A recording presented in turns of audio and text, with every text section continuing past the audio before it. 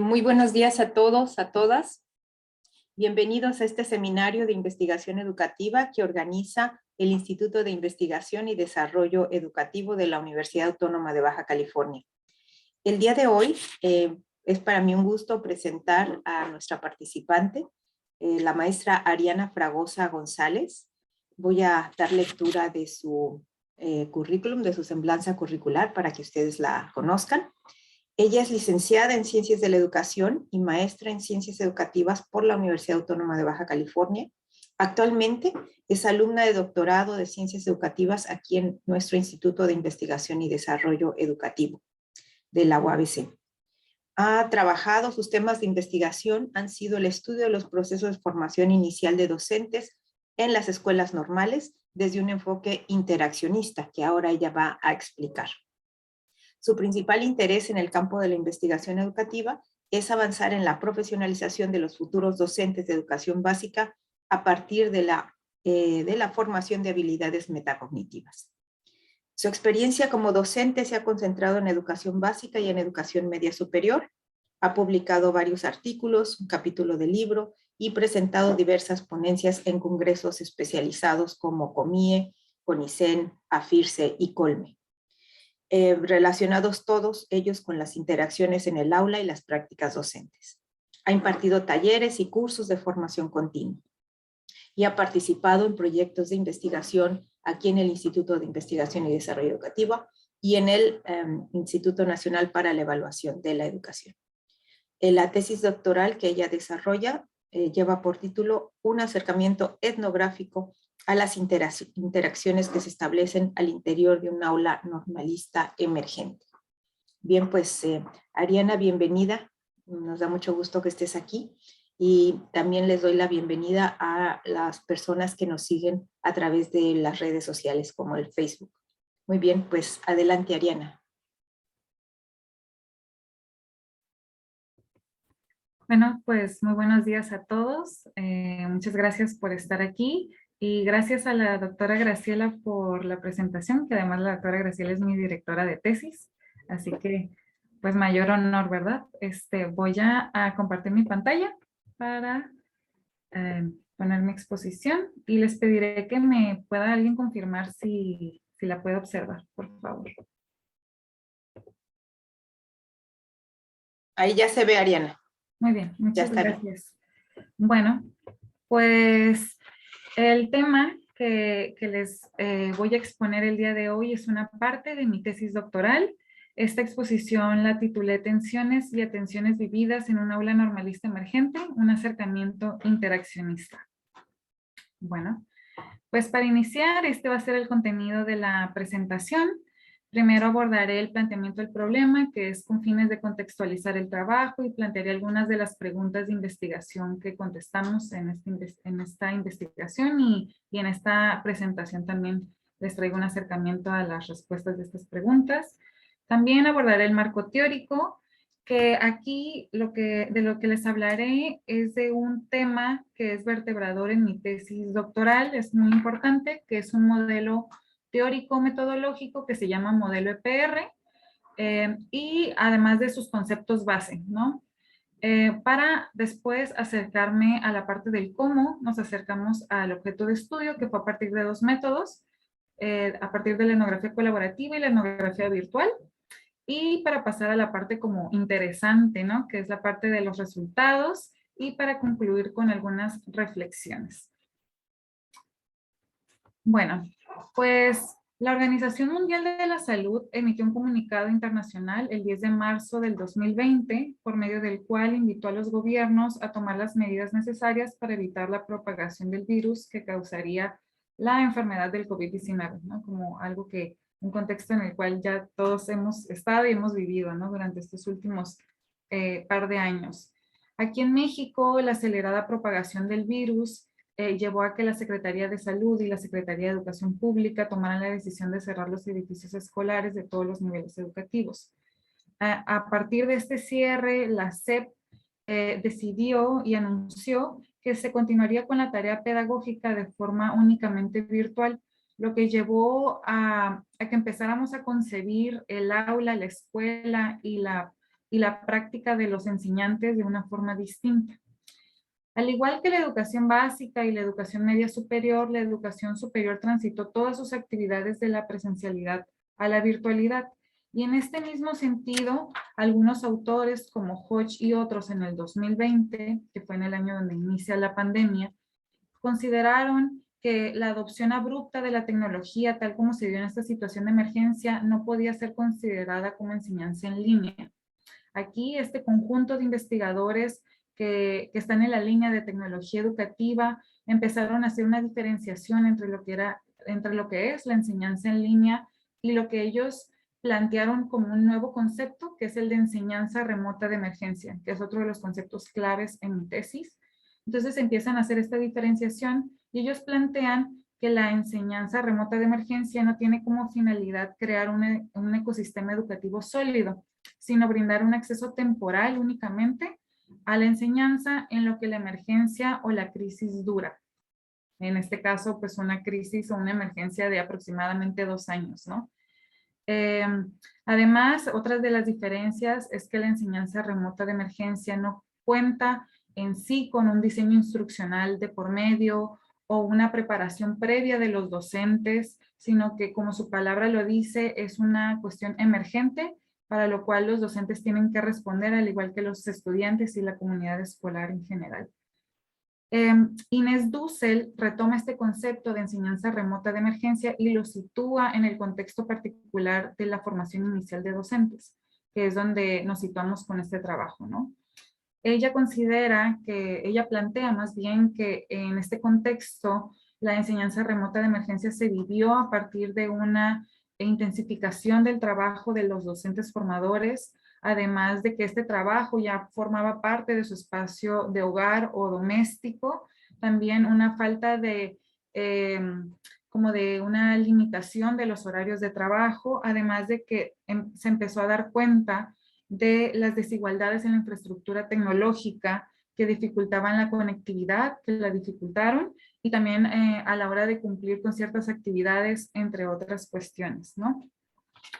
Y haciendo un poco de búsqueda sobre qué sucedió con la formación inicial en ese contexto de pandemia, pues encontré que la Dirección General de Educación Superior para Profesionales del Magisterio, conocida como la DGESUM, que es el organismo que regula la formación inicial aquí en México, pues dieron algunas orientaciones dirigidas a docentes formadores y a la comunidad normalista en general a partir de la publicación de algunos videos en la plataforma de YouTube. Ellos dieron algunas orientaciones, pero encontramos que eran muy generales y que carecían de claridad y de especificidad para guiar a los docentes formadores acerca de qué es lo que tenían que hacer, cómo tenían que hacerlo, usando qué tipo de recursos, etcétera. Entonces, ante esta falta de claridad, pues los docentes formadores no contaron con una estrategia clara acerca de cómo operar ante la situación de emergencia en la que se encontraban y ante la educación emergente, ¿no? Pese a las condiciones en las que se encontraron los docentes formadores y en realidad todos los docentes, se reconoce que se valieron de los recursos y de las herramientas con las que contaban en ese momento, ¿no? Y para poder conocer las experiencias de estos docentes formadores en el contexto de la pandemia, pues empezamos a hacer una revisión de la literatura y nos encontramos, por ejemplo, con ponencias, con experiencias, ¿no? que se compartieron a través de ponencias en el Congreso Nacional de Investigación sobre la Educación Normal, conocido como el CONICEN, donde los docentes formadores empezaron a compartir cuestiones, por ejemplo, como los procesos de prácticas profesionales, el proceso de titulación, algunas cuestiones de estrategias didácticas, de colaboración con otros docentes formadores, todo esto en el contexto de pandemia para poder continuar con la tarea pedagógica, ¿no? Sin embargo, no pudimos encontrar literatura relacionada, no solo aquí en las ponencias del CONICEN, sino en otras fuentes de información sobre cómo fue la complejidad al interior de las aulas normalistas emergentes. O sea, cómo fue que pudieron continuar con la tarea pedagógica a partir de, por ejemplo, en el estudio de interacciones de aula, qué tipo de recursos sincrónicos y asincrónicos se utilizaron para poder interactuar entre docentes formadores y estudiantes, Entonces, ahí encontramos un vacío de información empírica, de evidencias empíricas al respecto. Y otro de los temas que también fueron importantes para mi tesis y que también empezamos a buscar literatura sobre eso es sobre el acercamiento interaccionista a las aulas, que es una parte importante de este trabajo, y tampoco encontramos evidencias sobre este tipo de acercamiento a aulas de escuelas normales para poder estudiar las interacciones sincrónicas y asincrónicas al interior de estas aulas, ¿no? Y menos en el contexto de pandemia. En este sentido, ante este vacío empírico, nos dimos a la tarea de estudiar la interacción que tuvo lugar al interior de un aula normalista emergente, que aquí abro un paréntesis, este concepto de aula normalista emergente lo planteamos a partir de lo que expuso Hodge de la enseñanza remota de emergencia y del planteamiento de Dussel con aula emergente. Entonces, nos dimos a la tarea de estudiar la interacción tanto sincrónica como asincrónica, y en esta aula, compuesta por una docente formadora y sus estudiantes de la licenciatura en educación preescolar, específicamente. Y bueno, estas fueron las preguntas que planteamos. Como pregunta general, tuvimos,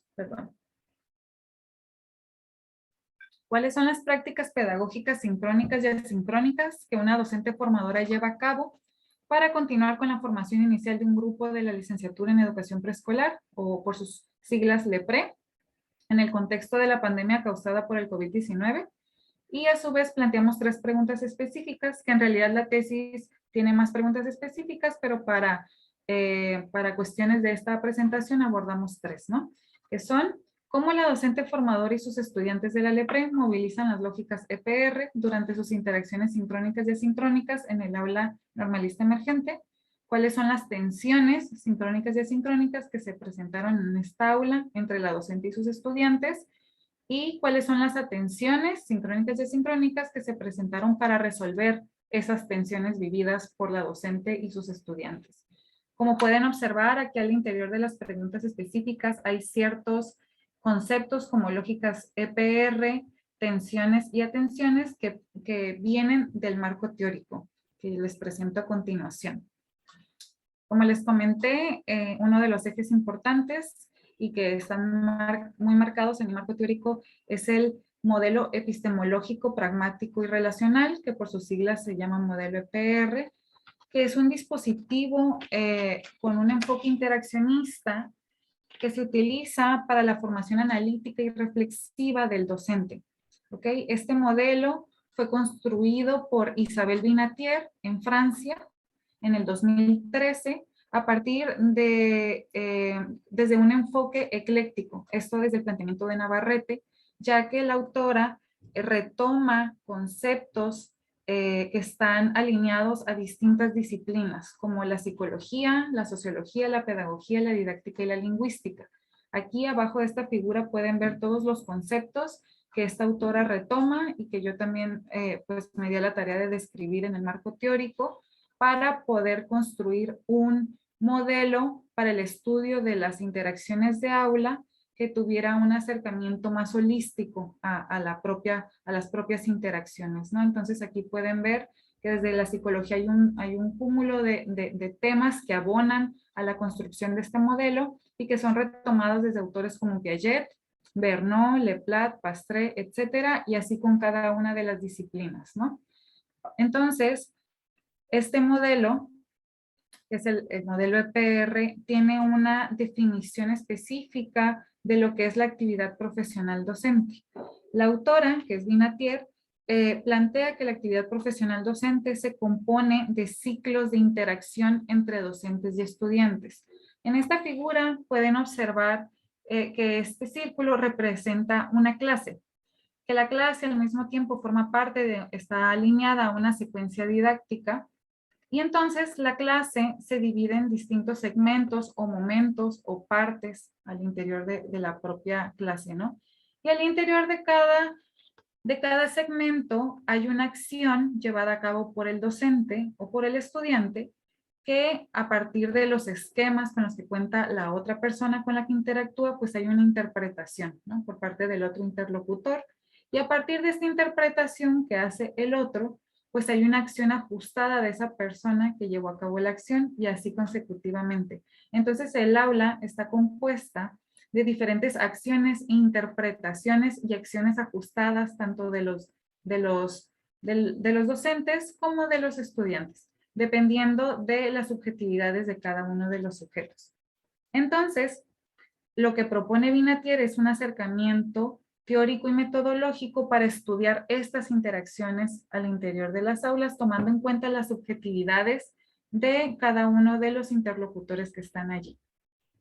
¿Y cómo entonces propone analizar o estudiar estas interacciones? Bueno, la autora propone 5 categorías analíticas, de las cuales 4 son observables en el aula, o sea, uno va y se sienta y observa y puede darse cuenta de lo que sucede a partir de estas 4, y hay otra que necesita de mayor profundidad y de un acercamiento mayor con la docente. Ahorita les platicaré un poquito, como voy a aclarar un poco ese punto. Entonces, Vinatier propone estas categorías analíticas para estudiar las interacciones de aula. ¿Ok? Primero, propone 3 lógicas de la práctica docente. Ella considera que al interior de todas las aulas y de las prácticas docentes se viven 3 tipos de lógicas. Primero, la lógica epistemológica, que tiene que ver con todas las interacciones de orden epistémico. Aquí entran todas las interacciones que tengan que ver con construcción de conocimiento, con el manejo del contenido, con todo lo que tenga que ver con el abonar a la construcción del conocimiento de las personas involucradas, en este caso estudiantes y profesor o profesora. Y otra de las lógicas es la pragmática, que son todas las interacciones de orden didáctico, que aquí tiene que ver en el cómo se acercan los estudiantes a la construcción del conocimiento, es decir, todas las estrategias didácticas, las reglas en el aula, las instrucciones, toda la parte del uso de material didáctico, de material de, por ejemplo, herramientas tecnológicas, en este caso, todo lo que tiene que ver con el cómo voy a acercar al estudiante al conocimiento. Y por último, la lógica relacional, que son todas las interacciones de orden emocional, que tiene que ver con las relaciones interpersonales, con el acercamiento, tanto a partir de un lenguaje cercano a los estudiantes, con el acercamiento incluso físico, con todo, por ejemplo, las bromas, etcétera, etcétera, al interior del aula, ¿no? Entonces, por un lado, podemos observar esto a la hora de ir al aula. Y por otro lado, hay otra categoría analítica que es el de las tensiones. Es otra cuestión observable, que es Vinatier hace una adaptación de un concepto de Gerard Bernot, que es el de invariantes operatorias. El autor, Bernot, define las invariantes como aquellas situaciones no planeadas que llevan a la persona, en este caso al docente, a cambiar su desenvolvimiento en el aula. Es decir, son todas aquellas cuestiones para las cuales no estamos preparados y que aún así no suceden y que hay que hacer un cambio, un ajuste. Como todos los que hemos dado clases nos hemos dado cuenta que hay que tener plan B, plan C, plan D y tantos como se pueda, porque siempre se presentan situaciones que nos ponen en un momento de tensión porque no estaban previamente planeadas, ¿ok? A eso se refiere las tensiones. Y las atenciones son todas aquellas acciones que realiza el docente y los estudiantes para poder adaptarse ante las situaciones que les causan tensión. Es decir, son todas aquellas formas en que se atiende cada una de las tensiones vividas en el aula. ¿Ok? Y el otro elemento que es observable es el de las reglas de acción, que se refiere a todos los patrones relativamente estables entre un docente y unos estudiantes y que refleja la manera peculiar en que el docente interpreta y enfrenta las situaciones cotidianas. Esto refiere a las prácticas que son repetitivas o recurrentes entre un docente y unos estudiantes. Todo si el maestro suele, por ejemplo, acercarse a los mesabancos y es algo que continuamente se observa, entonces esa es una práctica recurrente y complejizándola se puede volver una regla de acción. ¿Ok? Cuando ya es algo que se observa en todas las clases, se puede convertir en una regla de acción. ¿Ok? Y por otra parte, el último elemento que aporta este modelo para acercarnos a la práctica docente es el de principios pedagógicos, y este es un elemento no observable. Esto quiere decir que este concepto refiere a todo el sistema de creencias que está detrás de lo que hace un profesor. Es decir, todos los esquemas mentales que sostienen las acciones que lleva a cabo en el aula. Si es un docente que, por ejemplo, tiene ciertas ideas, ciertos pensamientos, ciertos juicios acerca de ciertas prácticas, entonces eso lo va a condicionar para llevar a cabo su práctica. Entonces, este modelo intenta o busca que nos podamos acercar a ese sistema de creencias para que podamos encontrar el por qué el docente hace lo que hace en el aula y que él pueda tomar conciencia de eso, de dónde vienen estas prácticas y por qué hago esto y no otra cosa. ¿Ok?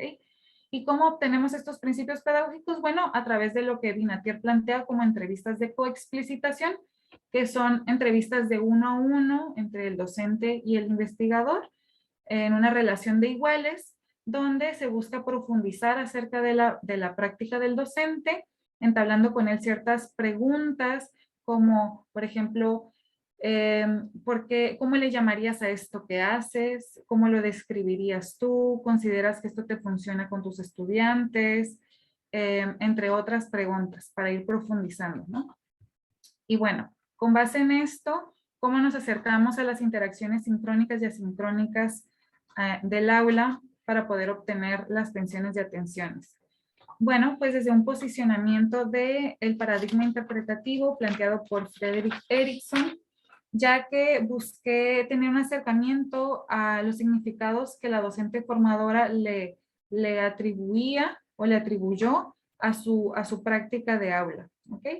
Y desde el paradigma participativo de Heron y Reasons, ya que busqué una relación dialéctica entre la docente formadora y yo en una relación de iguales para podernos acercar de forma colaborativa a su práctica docente.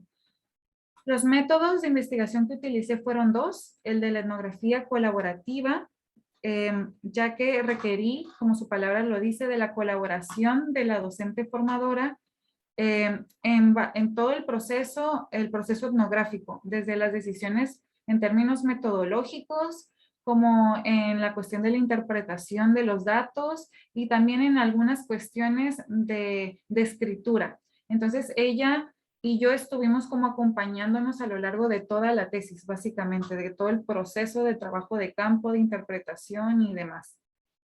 Y también de la etnografía virtual, ya que me enfoqué en cómo la docente y el grupo de estudiantes interactuaron por medio del Internet y cómo el Internet se incorporó en sus vidas escolares cotidianas, ¿no? El tipo de investigación que realicé fue longitudinal. Llevé a cabo un trabajo de campo de 1 año y 10 meses en colaboración con esta docente formadora y específicamente fue en el 5º y 6º semestre de la licenciatura en educación preescolar. Y aquí la cuestión es que esta docente estuvo con las mismas estudiantes ambos semestres, lo que me permitió tener un trabajo como de seguimiento en este año, ¿no? Y el año 10 meses es porque he trabajado continuamente con la docente formadora desde antes de la observación de la práctica y también posterior, ¿no? Y bueno, específicamente mi trabajo de campo se dividió en 2 partes, es decir, está dividido en estudio 1 y estudio 2, mi tesis.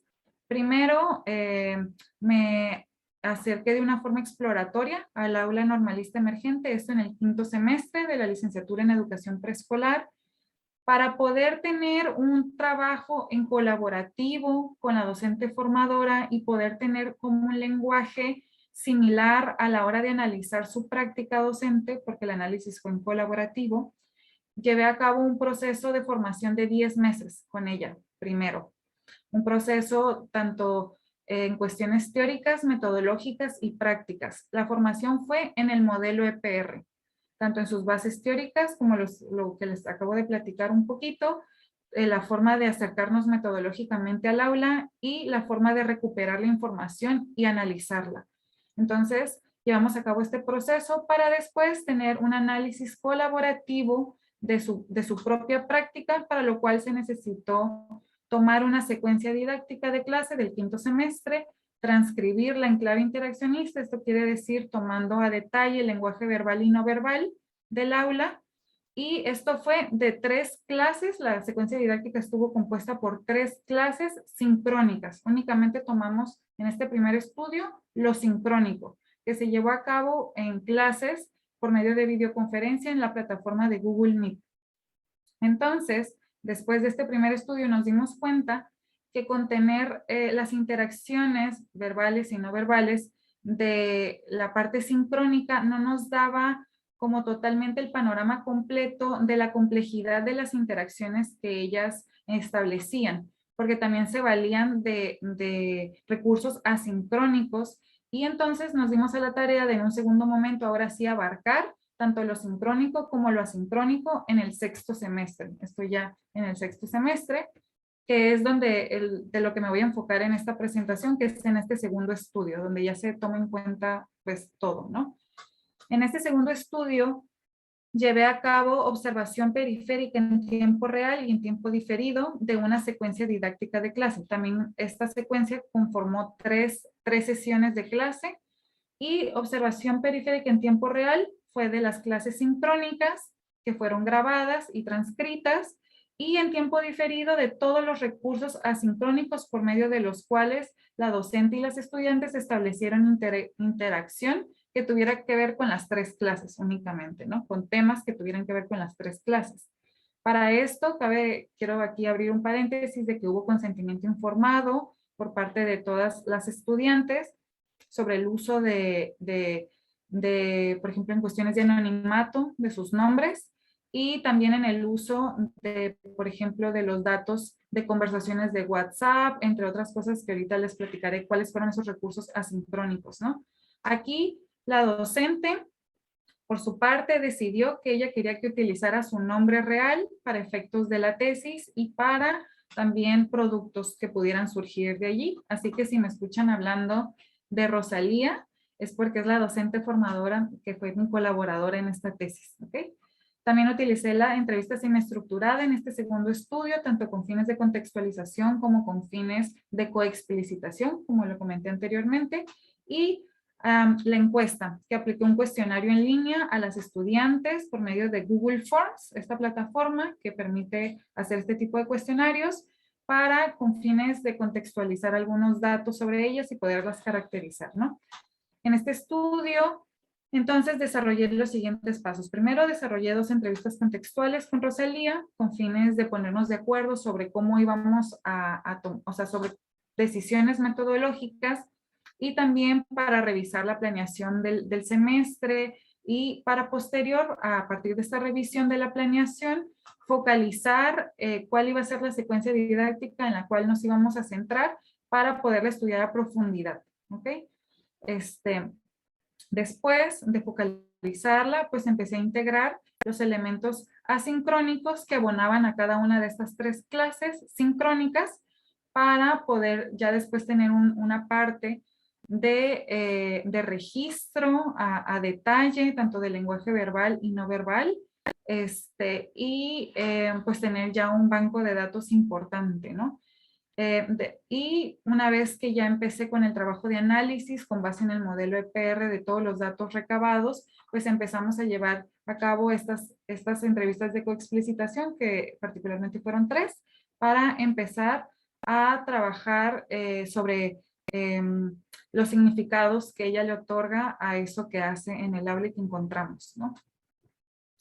Y bueno, estos fueron los recursos asincrónicos que utilizaron Rosalía y sus estudiantes en cada una de las 3 clases que observé. Como pueden ver, pues fueron varios, desde mensajes de WhatsApp, audios de WhatsApp, que para todo esto hubo consentimiento informado, formatos de coevaluación, de organización de equipos, materiales como presentaciones de PowerPoint, trabajos de estudiantes, el chat, incluso de la plataforma de Google Meet. Incluso también llamadas telefónicas, que estas las recuperé a partir de testimonios de Rosalía y de estudiantes sobre las llamadas telefónicas, etcétera. O sea, fueron varios de los recursos, y de cada uno obtuvo información sobre las interacciones que se establecieron en torno a esos recursos o al interior de esos recursos. ¿Ok? Y bueno, ahora sí, los resultados. ¿Qué encontré? Bueno, sobre las lógicas CPR, encontré a grandes rasgos esto, o sea, les traigo aquí como una probada de lo que encontré con respecto a eso. Encontré en esta tabla, pueden ver, que lo más presente en esta aula normalista emergente fue las interacciones que se dieron en términos de las lógicas relacional y pragmática. Aquí pueden ver que hay una combinación relacional pragmática que se le llama dupla de lógicas, que tiene que ver con todo la cuestión de instrucciones dirigidas a estudiantes en particular y no instrucciones como al grupo en general, sino por ejemplo, Jennifer, por favor, tal cosa, ¿no?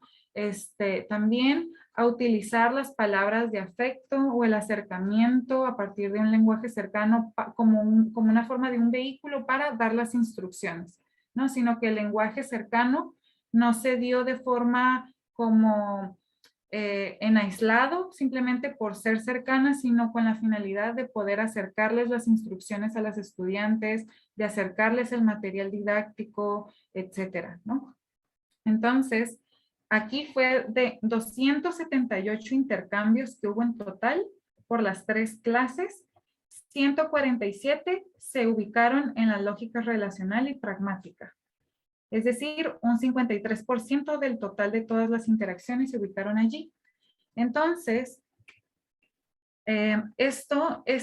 como lo comenté, esta dupla refiere, aquí tengo un pequeño, a lo que me estoy refiriendo con esta dupla, que es aquellas situaciones en las que la docente recurre a estrategias didácticas, por ejemplo, llamar la atención de los estudiantes con expresiones que traen consigo una carga emocional, y también dirigir alguna instrucción a algún estudiante en particular, brindar instrucciones, utilizar palabras que detonan amabilidad, entre otro tipo de expresiones, ¿ok?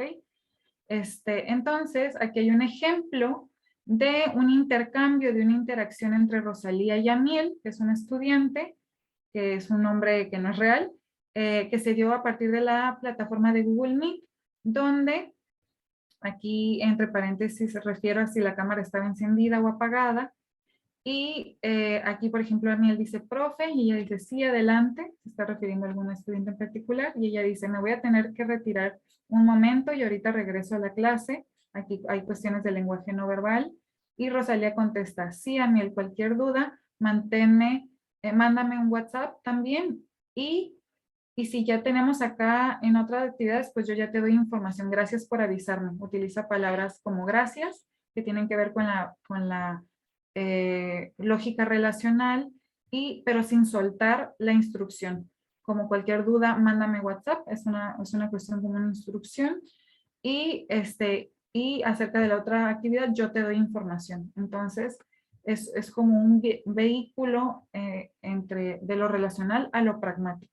Y aquí hay una conversación de WhatsApp, que es otro ejemplo, ahora en un recurso asincrónico, donde aquí pueden ver que hay una transcripción de mi parte de los audios de WhatsApp y hay una conversación entre Alexandra y Rosalía, donde hablan de como de alguna cuestión de que necesitaba comunicarse con Rosalía para cuestiones de una tarea y de un asunto que quería hablar con ella, y ella, Rosalía, utiliza el lenguaje cercano, sin embargo, no suelta la instrucción, ¿no? Es como el vehículo.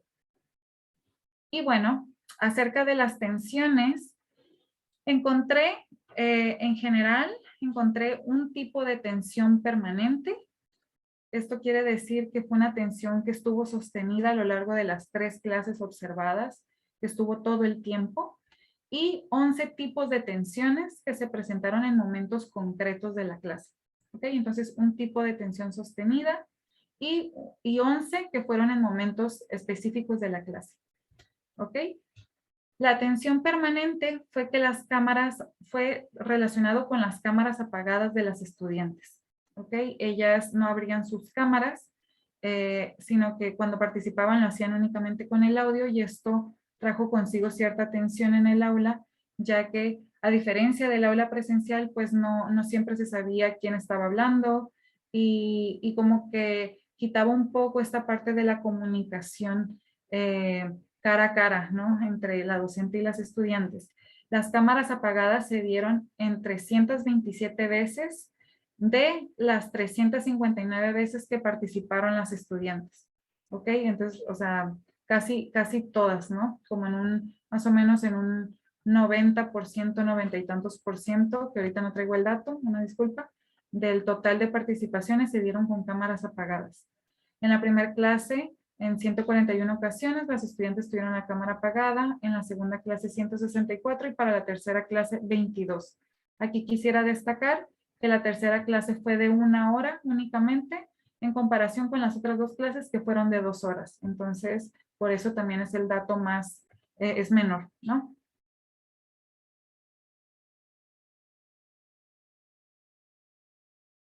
En 131 momentos. ¿Esto qué quiere decir? Pues que en un solo intercambio entre la docente y las estudiantes podía haber más de una tensión al interior de ese intercambio. Por eso es que se dieron 152 tensiones en 131 momentos. ¿Ok?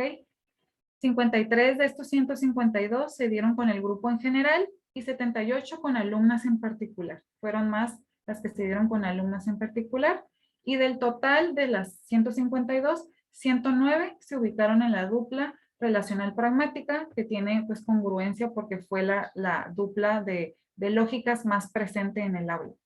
Y estas, aquí en la tabla, muestro las 11 tensiones, los momentos de tensión con sus frecuencias.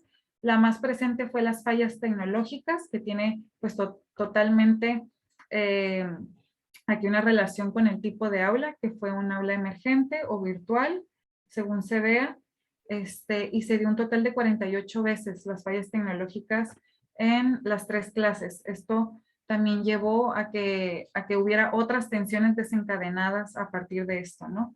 Aquí la segunda más frecuente fue el control sobre la instrucción. ¿Esto qué quiere decir? Que cuando la docente adoptó como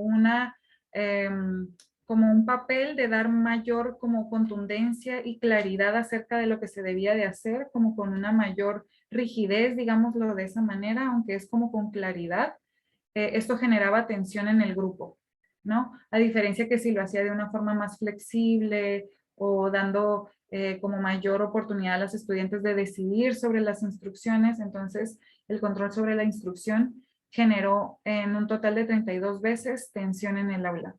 Después la falta de tiempo, que esto estuvo relacionado también con las fallas tecnológicas, ya que esto pues se invertía tiempo cuando había fallas tecnológicas, ¿no? Entonces un total de 15 veces y así también con las alumnas que no cumplían con la tarea, 14 veces. Las alumnas presentaron dudas acerca de la tarea 13 veces, que esto también hacía que al final faltara tiempo para completar la clase. Cuando las alumnas se iban de la clase, en un total de 12 veces, y las siguientes que fue que la maestra y las alumnas se interrumpieron en un total de 8 veces, que esto también estuvo relacionado con las fallas tecnológicas y con el desfase de los audios que a veces vivimos a través de estar en estos espacios virtuales. Las alumnas entraron tarde a la clase. Aquí tengo un error porque puse otra vez falta de tiempo. Las alumnas no asistieron a la clase y la maestra no envió el material en un total de solo una ocasión. ¿Okay? Entonces estos fueron los momentos de tensión, los tipos de tensiones que se vivieron y lo que se hizo para atender esas tensiones es lo que les muestro a continuación. También observé 2 tipos de atenciones.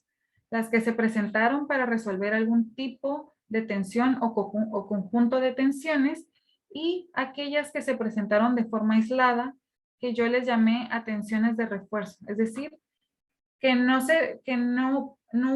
había una tensión que precediera a esa tensión. Entonces considero que era para seguir ajustando la clase y que fuera más sencilla de desenvolverse o de llevarse a cabo. Había ciertas atenciones aisladas. Ahorita les comentaré un poco más sobre eso. Observé un total de 95 momentos de atención en el aula. ¿ok? Entonces, de los 152 momentos de atención se atendieron un 63% en total, ¿ok? En la primera clase se atendió el 56% de las tensiones y hubo un incremento entre la primera y la segunda clase, que ya hubo un 70% de la atención de las tensiones, hubo un incremento de un 14%, y en la tercera clase, que fue de 1 hora, hubo una atención del 61% que, disminuyó un poco con respecto a la segunda clase, pero sigue siendo mayor que la primera clase, ¿ok? Y las atenciones observadas, aquí, perdón, fueron las siguientes. Ante el control sobre la instrucción que les mencionaba, hubo una flexibilidad sobre la instrucción, es decir, que había un inicio donde la instrucción se daba de forma como muy concreta, y a medida en cómo avanzaba la clase y observando que era una tensión en el aula, se iba flexibilizando y se iba permitiendo hacer ciertos cambios por parte de las estudiantes. Esto fue en un total de 27 veces. También se dieron los momentos de sensibilización en 14 ocasiones, y así consecutivamente en solicitar apoyo, se repetían las instrucciones, se priorizó la parte relacional, se dio oportunidad de entregar después la tarea y se hizo adecuaciones a la clase, se recurrió a recursos asincrónicos, se buscó corregir las fallas tecnológicas, se retomó la actividad pendiente que si se venían arrastrando cuestiones desde una clase anterior, se retomaron y se continuó con la clase de forma asincrónica en 2 ocasiones. ¿Ok? Y bueno, hasta aquí los resultados, y como temas pendientes ya para finalizar, pues bueno, aquí reflexiono acerca de que los resultados pues me permitieron describir los diferentes retos y ajustes que vivieron esta docente formadora, Rosalía, y sus estudiantes de la licenciatura en educación preescolar para poder continuar con su tarea pedagógica en el contexto de la pandemia causada por el COVID-19. También dichos resultados pues me están abriendo como esta pauta para iniciar con la discusión, que estoy en ello, acerca de estas reglas de acción que podemos observar cuando vemos todos los resultados como desde un panorama más amplio, al observar las tensiones, las atenciones, las lógicas que fueron mayormente o menormente atendidas, y al analizar todo esto en conjunto, empecé como a ver ciertas como prácticas más amplias que podrían describir todo esto que está sucediendo, ¿no?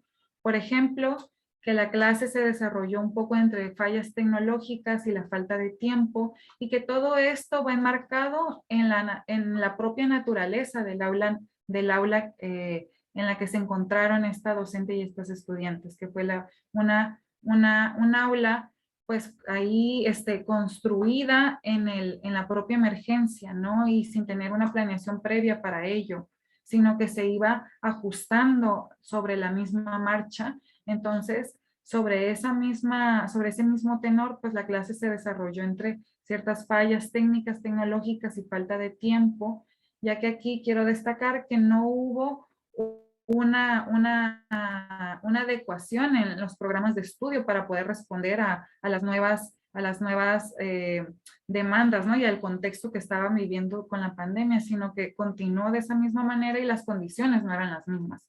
Entonces, pues ahí hubo esta cuestión.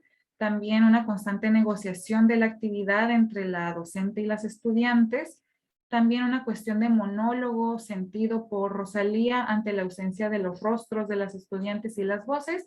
Y por último, un último elemento que voy a buscar desarrollar y profundizar ahí, que es sobre la pragmatización del saber docente, que tiene que ver con aquel conocimiento que se compartió en el aula y que viene a partir de compartir experiencias docentes y de dar ciertas como consejos para poder llevar a cabo la práctica docente en situaciones reales de trabajo, ¿no? Entonces, pues estos son los temas pendientes y pues hasta aquí dejo mi intervención. Estas son las referencias y muchas gracias por su atención. Ariana, muchas gracias por tu participación.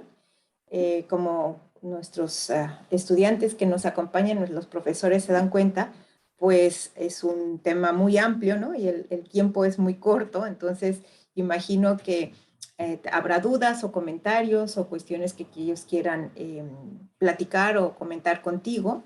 Así es que podemos abrir el micrófono o aquí hay un comentario de Sofía que dice, muy novedoso el diseño de tu método para la recolección de datos. En los resultados sobre las tensiones, es interesante analizar la frecuencia de ocurrencia por tipo de tensión. Hay unos tipos de tensión que incrementan su ocurrencia por clase y otras que disminuyen o desaparecen. Eso se podría analizar a profundidad después en estas futuras investigaciones sobre qué hace que en unos casos desaparezcan y en otros aumenten. ¿Quieres comentar algo al respecto, Ariana? Pues agradecer el comentario de Sofía nada más y gracias por la aportación. Definitivamente sí hay tensiones que desaparecen o disminuyen entre una clase y otra y me parece un buen tema para retomar, a lo mejor para cuestiones de discusión. Entonces, pues muchas gracias, Sofía. Sí, muchas gracias. Digamos, la aproximación que trabajó Ariana, ¿no? Dentro de la etnografía colaborativa y la etnografía virtual y el hecho de tener un objeto de estudio que pues para todos nosotros pasamos por ahí, todos nosotros vivimos lo que es la educación remota de emergencia, pues hace que todos tengamos cierto conocimiento de lo que sucedió en este momento. Así es que, no sé, animo a los estudiantes o a los participantes a expresar su punto de vista al respecto y también acerca del marco teórico que maneja Ariana, que yo podría decir que es una de las ya, digamos, especialistas en este marco teórico que hay en México, ¿no? Lo maneja muy bien, así es que también si ustedes tienen algún comentario al respecto, pues es bienvenido.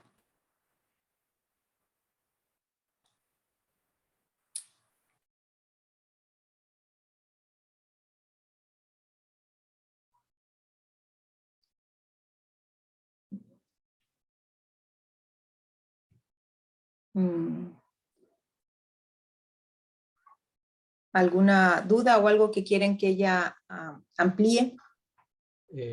Yo nada más que no encuentro cómo levantar la mano. Iván. Iván, adelante Iván, por favor. Hola Ariana, primero felicitarte por tu trabajo, por los avances, por haber llegado hasta aquí, ¿no? Creo que me parece muy interesante tu investigación, que en alguna ocasión ya la habíamos comentado. Me parece bastante loable esta manera de cómo tú hiciste esta inmersión, ¿no? A tu trabajo de campo, la observación que hiciste. ¿A qué retos te enfrentaste? Si bien nos mencionaste un poco, me parece como muy complejo toda la manera en que había que, ¿no? Entonces quisiera que nos hablaras un poquito de esa parte. Gracias, Iván. Bueno, pues para empezar, con toda la cuestión de la pandemia, cambiamos el objeto de estudio como a un año del doctorado más o menos, precisamente porque nuestro plan inicial era ir a la escuela normal de forma física y traíamos por ahí como otros planes en cuestiones metodológicas, ¿no? Y en términos de la colaboración con la docente formadora, ¿no?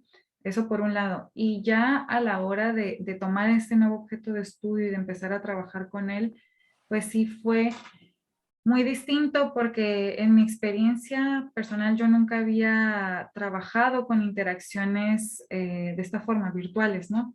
Sincrónicas y asincrónicas. Entonces, además de que el modelo teórico, el modelo EPR, aquí cabe señalar que no fue diseñado para analizar interacciones virtuales, en este caso en un aula emergente, ¿no? Entonces, tuvimos que hacer sobre la marcha adecuaciones a nuestra ruta metodológica y a la ruta que la propia Binatier propone para poder, para poder adecuarnos al contexto, ¿no? Y poder seguir utilizando los elementos, las categorías analíticas que propone para este nuevo escenario, ¿no? Entonces, eso por otro lado, ¿no? Y ya en cuestión del trabajo de campo y el trabajo con la docente formadora y con los estudiantes, pues sí, me enfrenté como a un universo como muy amplio de información, muchos datos y por medio de muchas vías, como pudieron verlo en la tabla, pues desde conversaciones de WhatsApp, la utilización de la plataforma de Classroom por parte de ellas y todo lo que estaba incluido, todos los medios de interacción que igual sabemos que no podemos abarcar todo porque es muy complejo, pero tratamos de abarcar lo más posible y en ese tratar pues es muy amplio, ¿no? Entonces, como punto positivo en este escenario, pues fue que la docente formadora que fue mi colaboradora, estuvo siempre muy al pendiente y de una forma muy comprometida a la hora de facilitarme todos las cosas que yo le platicaba que requería en cuestiones, por ejemplo, de conversaciones de WhatsApp, ella todo el tiempo con los pantallazos, dándome acceso a mucha información que siento que a mí me benefició mucho, ¿no? Y que siento que en otros escenarios puede que no hubiera podido ser tan sencillo, ¿no? Pero fue en este construir de nuestra colaboración a lo largo de todos estos últimos 2 años que eso puede ser más fácil, ¿no? A la hora de solicitar información, ¿no? Y pues el cuidado también de las identidades de las estudiantes y todo eso. Fueron ciertos retos, ¿no? A lo largo del trabajo. Muy bien, muchas gracias. Pues felicidades nuevamente. Gracias. Gracias, Iván. Aquí tenemos ya otros comentarios en el chat, Ariana. Desde Colima, dicen un tema muy relevante que es abordado desde una perspectiva analítica interesante. Felicidades, Ariana. Saludos desde Colima a la doctora Graciela y al equipo del IDE. Muchísimas gracias por los comentarios. Otro comentario de Verónica Flores, que dice excelente presentación. Muchísimas gracias. Tenemos aquí un comentario de Liliana Quintero. Felicidades por tus avances y la propuesta de abordaje del tema. Me parece muy interesante y novedoso. Me gustaría que nos compartieras un poco las dificultades con las que te has encontrado, causadas por el contexto de la pandemia, algo ya empezaste a explicar en este momento. ¿De qué forma cambió tu investigación a raíz de esto y cómo fue la toma de decisiones para adaptarse a las condiciones emergentes? Y dicen, ya lo está contestando porque me ganó Iván. Bueno, sí. Gracias, Liliana. Pues nada más voy a abonar un poquito para... fíjate que al inicio nuestro primer objeto de estudio tenía como finalidad, o nuestro primer planteamiento de tesis tenía como finalidad formar a las estudiantes de la licenciatura en educación preescolar en esta forma de acercarse al análisis de sus propias prácticas, ¿no? Como que el objetivo era que las estudiantes formarlas en el modelo y tomaran estos planteamientos para poder analizar sus prácticas profesionales, ¿no? Ese era como nuestro objetivo, pero precisamente por estas cuestiones del contexto y de que el programa de estudios de la licenciatura no cambió con el contexto, entonces empezó a ser como muy difícil el poder imaginar algo de trabajar con las estudiantes, porque primero había que trabajar con la docente formadora y después con las estudiantes, y los tiempos en virtual no nos daban para poder llegar hasta las estudiantes, ¿no? Entonces, pues nos quedamos en analizar la práctica emergente y desde los intercambios sincrónicos y asincrónicos únicamente de la docente formadora. Entonces ese fue como el cambio en cuestión de la tesis, ¿no? Debido a las condiciones. Yo quisiera que nos platicaras un poco acerca de las implicaciones o las consideraciones que se tienen que hacer en un trabajo de etnografía colaborativa, como el que tú desarrollaste. Bueno, pues para empezar, es importante establecer como ciertos acuerdos con el docente que va a ser, en este caso que fue mi colaboradora, con Rosalía. Empezamos a establecer acuerdos de cómo iban a ser nuestras colaboraciones, o sea, en términos de qué, hasta dónde, Y para empezar, pues el docente tiene que estar como interesado en querer colaborar, ¿no? Y en querer involucrarse en todo el proceso del proceso etnográfico, ¿no? Entonces, algunas, perdón, de estos acuerdos fue, por ejemplo, que ella también pudiera tener algún tipo de beneficio académico, digamos que pudiéramos tener algún producto de investigación que surgiera a partir de nuestro trabajo colaborativo, para que ella también pudiera obtener cierto beneficio de esta colaboración. O sea, es una forma de que yo recibo y ella también.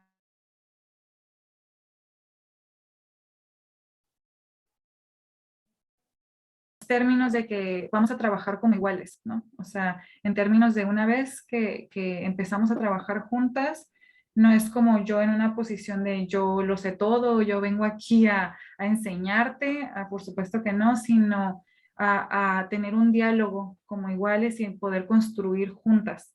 Entonces, pues también en acordar pues cosas ya muy de detalles, como de cuándo nos vemos, a qué horas, y establecer como una agenda, ¿no? Para nuestro trabajo y, y de, y de, pues eso a grandes rasgos, ¿no? Y también pues el estar muy pendiente de qué necesita, y al revés también. Entonces fue como mucho eso, creo que tiene mucho que ver también con la docente y sus ganas también de trabajar y de involucrarse y de también de los beneficios que podía obtener a partir de analizar su práctica, a partir de este modelo, ¿no?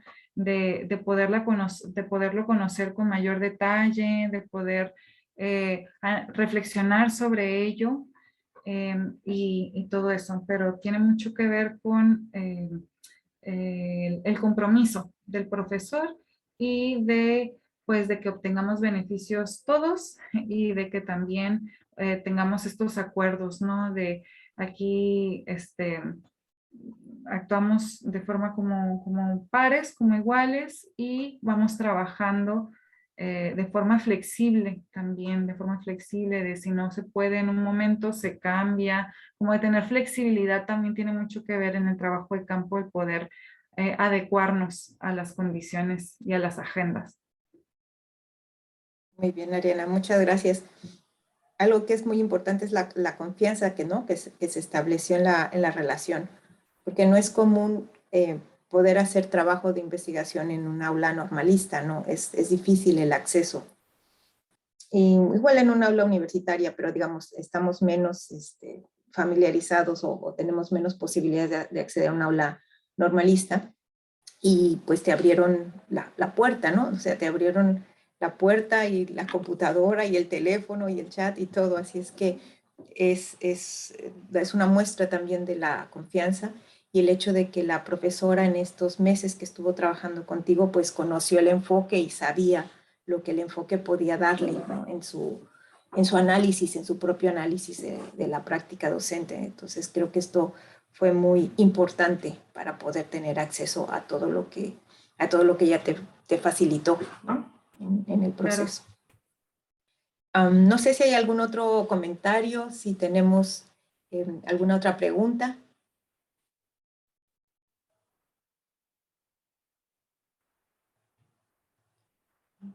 Bueno, pues de momento parece que ya no tendremos más preguntas.